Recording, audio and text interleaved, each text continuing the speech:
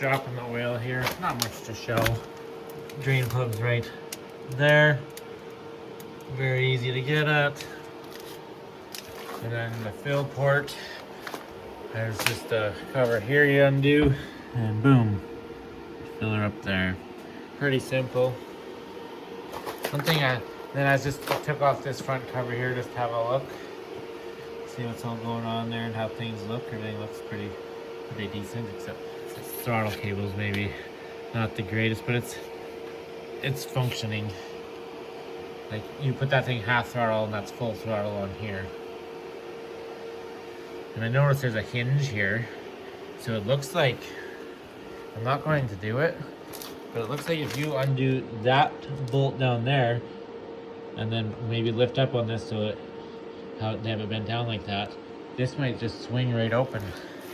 If you can see in there, there's all the hoses that come up to these controls, and then you got your radiator there for the coolant. So it's blowing up there, so this thing might swing open. You might be restricted with the hoses. That's why I don't even want to mess with it. But we'll probably be able to see more because I'm going to take off this cover right here.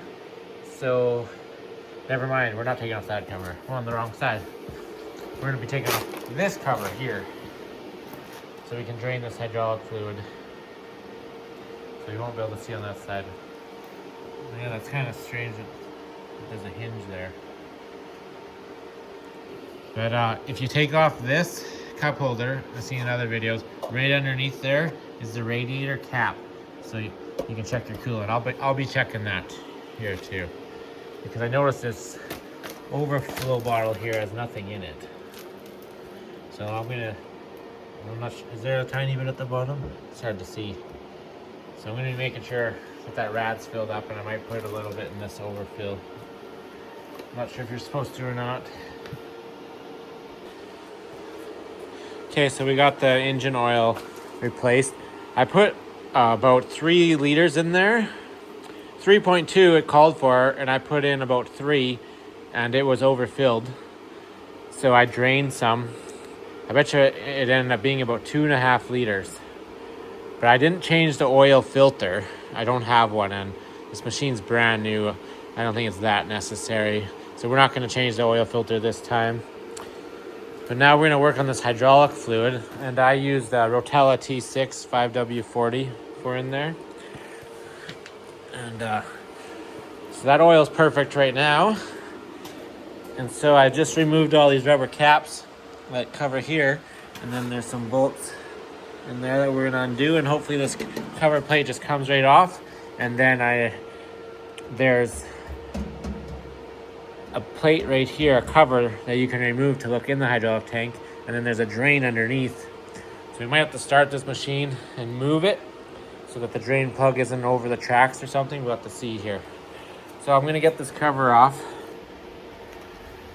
Okay, yep, so those 4 bolts there, 2 there and 2 up front, took this thing right off. So this is the plate that you need to take off, and then you'll get a view. I'm just trying to look at what kind of gasket's on there. You can get a view on the inside. And then there's the bolt right there to drain the hydraulic tank. So we're gonna drain that right now. Oh, we got her turned here. See, that drain plug will be right there. Put the pail there. It'll be perfect. So what I've done here is I retracted all those cylinders so that hopefully push as much as fluid as possible into that tank. This is as much as I can retract this one because of that manual thumb. Got the blade retracted. So that should maximize the fluid that's in this tank to drain out. Okay, we got all the hydraulic fluid drained. Got the cover off. And you want to look inside here. You want to look for metal shavings. You want to make sure those 2 filters are in place and they're connected, not just laying there. And I found it hard I couldn't get my hand in there. It's hard to even look around. You might want to use your phone and stick it in there with a light. Everything looked pretty clean in mine. So a lot of people, they'll drop a cow magnet in there, which is a good idea to collect any metal shavings. You can drop it in from the top here. But this here, if you see, that's a filter. So you'd have to undo those 4 Allen key bolts and then slide the filter out, and then you could drop the cowl magnet down from the top. But that's all there was to this here. So now I'm just showing that we got the cover all back on here. You want to make sure you tighten those bolts in a crisscross pattern, and that cover also has its own rubber gasket, so it will seal probably without adding any extra gasket maker, but if you have some, you'll probably want to use some. So since I think it's going to be a pain to fill this hydraulic fluid up, I'm going to use one of these because I think it's going to go in there quite slow, so I'll have way more control. This is the only thing I use when I do oil changes on my vehicles. You can fill up exactly how much you need, and so the oil change is pretty much exact every time. Here's certified Canadian Tire oil, 32 weight, and there's the difference between this oil and the oil we're using. But this one hasn't been ran through, but there's no foam. There's lots of air bubbles in there. See, that's already spilling. Oh boy, this is gonna be terrible.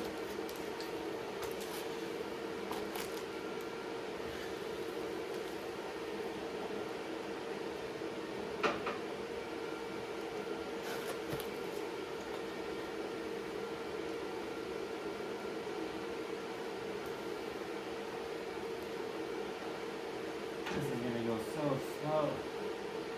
Well, I'm glad I put it in this, that's for sure.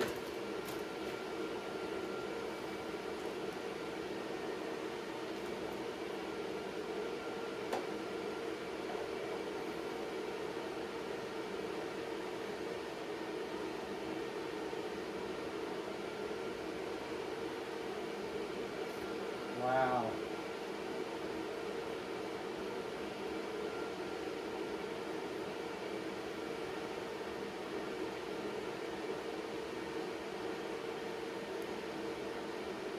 Yeah, well, we're not going to videotape this. This is going to take forever. So you can see how slow I have to pour this in here. Obviously, you must be smarter to take out that screen, but I'm not going to.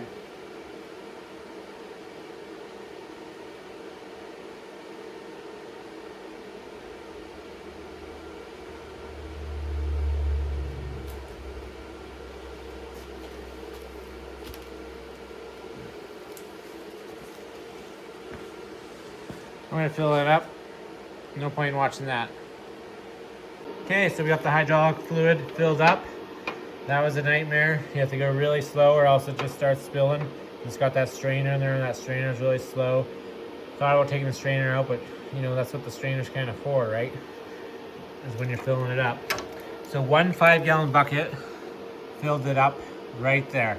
So probably a bit higher maybe than you want. I'm gonna watch it. But it was an entire 5-gallon pail, and so I just dumped the rest in there because there was like nothing in there. There's nothing left, so we'll watch that. But I couldn't believe it took the entire pail. So next I'm gonna get this plastic off the seat, and in order to do that, you basically have to take the seat apart, take these screws off. Those look like drywall screws, and get that plastic out of there. And then I might look at the swing motor. I will grease everything here, all these grease zerks here. I'm gonna grease everything. Swing motor's right here. Look at the bottom of this one. That's how much mud's on it. That's so bad. I cleaned the other ones. But that's pathetic. Okay, so we took the plastic all off the seats. What a dumb job that is. You literally have to take these off because it's stapled on the back, so you can't just pull it out of there, and then it's all wet. If you don't take that off, you're gonna get all rotten underneath there. And you guys already seen that plywood that they use. It says junk already, so I'd want to wash that as much as you could. Like that plywood underneath that seat, that was like concrete. It didn't even clean off that well. These clips, I can replace them. They're available on Amazon because nothing's holding this in there right now.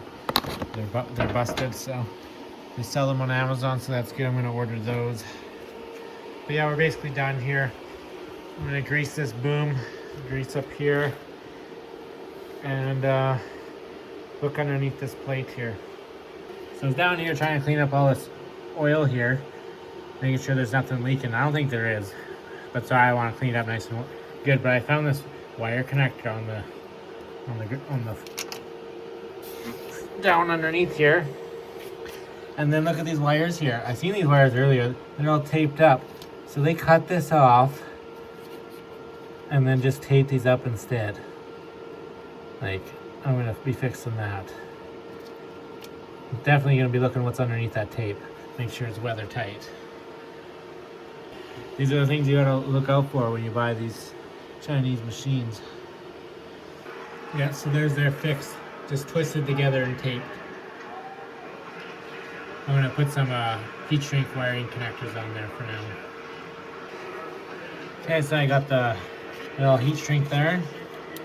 And then I put this wire loom over top to protect it out a little bigger because of the heat shrink tubes. So now I'll just zip tie this on there and it should be good. Okay, so it looks like we're definitely doing this swing motor. You can see here. See if you guys can see that. There.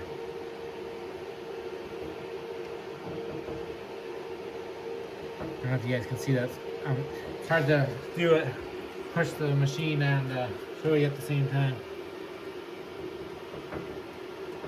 But that swing motor is already moving.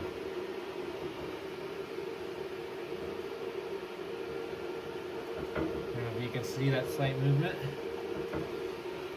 on camera or not, but it's already moving, so we're gonna have to tighten that up. Okay, we got that swing motor all tightened up with red high temperature permanent thread locker. It's a number 8 Allen key. I used this little guy just to start it and get it snug, and then I had 2 extensions and reefed on it with this. I could see why people have so much troubles with this because it's hard to get it tight. Definitely need a different Allen key like this to really get it tight, but I reefed on it pretty good, but it feels like you're gonna strip it if you go any tighter. And every one of those bolts was loose, not even close tight, every one of them. So now when I swing this boom here, that motor's not moving right now. So it'd be good to let that thread locker dry overnight. We'll see how this goes. I'm gonna keep a really good eye on this swing motor, because I know this is a big problem and I can see already how it's gonna be a big problem. I'm gonna get some different locking nuts and maybe some longer bolts if this continues to be an issue. And hopefully we can solve this, and well, hopefully we don't have another issue. Yeah, this is the only thing here. I'm not sure if I showed you guys this, but that grease nipple there is the only one I couldn't get grease into. There's just not enough room here. I don't know if that's a good picture, but there's not enough room to get my grease gun there. So I'm gonna change that fitting out. This needs to close more, this bucket, but it can't because it hits the thumb.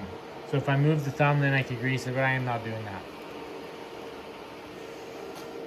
So I'm gonna change that fitting out, and if it doesn't last, it doesn't last.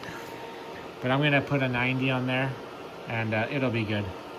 But yeah, this is good to go. We've done everything now. Just gotta put the covers back on, and she's good to go. So I'm gonna cut this video here, and next video will probably be with the thumb. And I'm gonna show you guys the spring mod here. You guys probably know about it. But I'm gonna give you the links for the proper springs to buy on Amazon. And so you're not spending $30 or whatever that one guy's charging, I heard online. I think they're $15 or less, even Canadian.